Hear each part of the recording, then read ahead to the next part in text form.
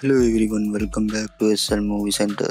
මේ වීඩියෝ එකෙන් 2026 June month එකේ මොන වැදගත් movies and series රිලීස් වෙන්නේ කියලා බලමු. ඒ වගේ මොන වගේ concept ද තියෙන්නේ ඒවා තමයි අද මේ වීඩියෝ එකෙන් ඔයාලට ගෙනාවේ. මම කියන movies and series වලට අමතරව තවත් රිලීස් වෙවි.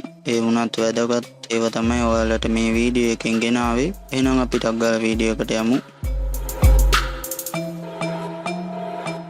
අද ස්ටාර්ටින් එකේ හැමෝගෙම childhood fans ලා වෙනුවෙන් He-Man movie එක රිලීස් වෙනවා ජූනි 5 වෙනිදා. movie එකේ නම නම් කරලා තියෙන්නේ Masters of Universe කියලා. theaters වල රිලීස් වෙනවා. අනිවාර්යයෙන්ම ඔයාලට He-Man ට කැමති නම් එහෙම නැත්නම් නෑ බ්‍රෝ මට fantasy concept එක Hollywood action movie එකක් බලන්න බලාපොරොත්තු වෙනවා නම් පොඩ්ඩක් kids concept එකට අයත් වගේම ෆැමිලි කට්ටියත් එක්ක බලන්න පුළුවන් මූවි එකක් වෙනවා නම් ඩෙෆිනට්ලි මේ මූවි එක චෙක් කරලා බලන්න.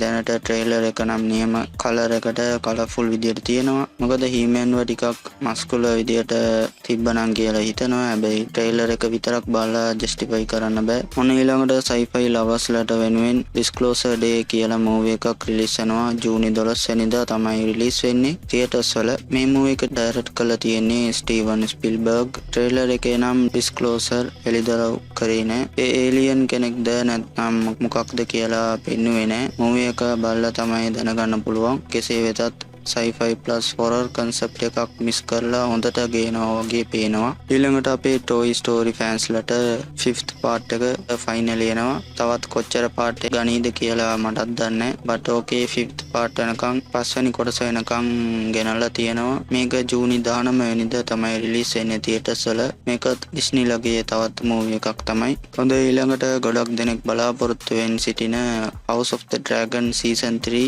finally ජූනි 22 වෙනිදා ඉඳන් රිලීස් වෙනවා. හැබැයි මොකද ඔක්කොම එපිසෝඩ්ස් එකපාරට රිලීස් වෙන්නේ නැහැ. සතියට එක බැගින් රිලීස් වෙන්නේ. ඔයාලා Game of Thrones ඔක්කොම බලලා ආවනම් ගොඩක් තේරුම් ගන්න පුළුවන්. Game of Thrones බැලුවා නැත්නම් House of the Dragon season 1 එකෙන් බැලුවම ඒකනොත් ස්ටෝරි එක තේරුම් ගන්න පුළුවන්. ඒ වගේම war එක දැන් කොච්චර එක්ස්ට්‍රීම් ලෙවල් එකකටද ගිහිල්ලා තියෙන්නේ කියලා ඒ concept එක ඔයාලට තේරෙවි. ඉතින් House Green House Black කියලා දෙකට බෙදුණා. අන්තිමට කවුද දිනන්නේ කියලා බලමු. Finally Avatar Fire and Ash movie එක OTT වල රිලීස් වෙනවා ජූනි 24 වෙනිදා තමයි. මේකෙන් හැම part එකම story එක continue වෙලා තමයි යන්නේ. හොඳයි ඊළඟට Netflix site එකෙන් Avatar Last Airbender season 2 එක ජූනි 25 වෙනිදා තමයි රිලීස් වෙන්නේ. ඉතින් වෙනද වගේම හැම episode එකක්ම ඒ දවසට රිලීස් වෙනවා. season 1 එක බලපුව ඔයාලට දන්නවා ඇති ඇන්ගේ story එක අරගෙන ආවා.